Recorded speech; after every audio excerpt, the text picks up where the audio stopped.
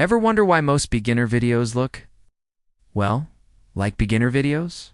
It's not the camera, it's not the lighting, it's the cuts. One clip just ends, and another one starts. There's no flow, nothing connecting them, and the whole video just feels flat. But if you watch a truly cinematic video, you'll notice something different. The transitions are smooth, they're intentional, almost invisible. That's because professional editors don't just cut clips together, they design transitions. Today I'm going to show you 8 cinematic transitions every single creator needs to know. And trust me, once you start using these, your videos will instantly feel more professional and polished. Let's kick things off with one of the simplest, yet most effective, the match cut. This is when you connect to different clips that share a similar shape, color, or motion. For example, imagine a shot of someone closing their laptop, and you cut directly to a shot of a door closing. They're totally different scenes, but they share the same motion. Yet your brain automatically makes the connection, and the transition feels completely seamless. Next up is the whip pan transition. You've definitely seen this in fast-paced travel videos. It's where the camera quickly pans to one side, say from left to right. Then the very next clip continues that exact motion, also moving from left to right. Because the movement is continuous across the cut, the transition becomes invisible to the eye. This is a fantastic way to add a burst of energy and momentum to your edits. Now let's talk about the object wipe. This transition happens when something in your shot passes in front of the camera, completely covering the frame for a split second. It could be a person walking by, a car driving past, or even a wall as the camera moves. That brief moment when the screen is fully covered is your secret opportunity.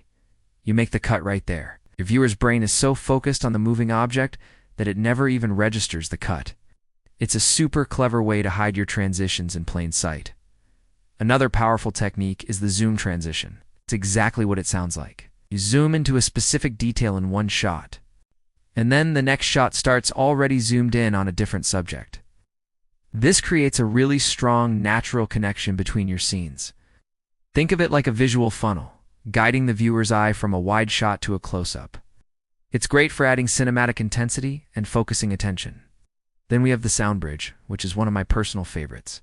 This one is fascinating because the transition happens through audio, not just visuals. You'll hear the sound from the next scene start playing a second or two before you actually see the new clip. Your brain hears the change first, which prepares you for the visual that follows.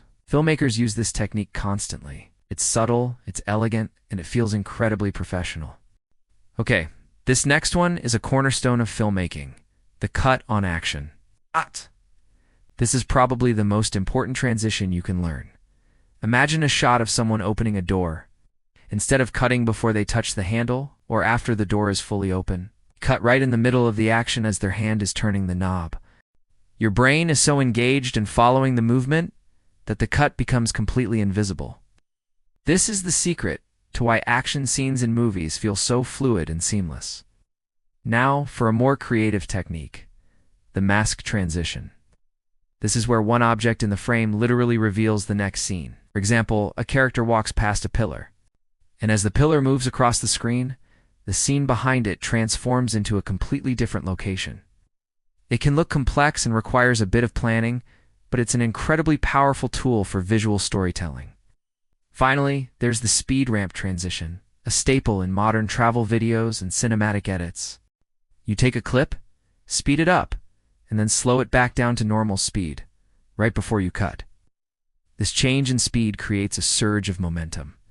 The next shot can then continue that energy, making the edit feel dynamic and exciting. But here's the most important thing that most beginners miss. Transitions are not about showing off your fancy editing skills. They are about guiding the viewer's attention and telling a better story. If every single cut is a flashy, over-the-top transition, the video just feels chaotic and amateurish. Professional editors keep their transitions simple, clean, and purposeful. Because the best transitions are the ones the viewer never even notices. They just feel right.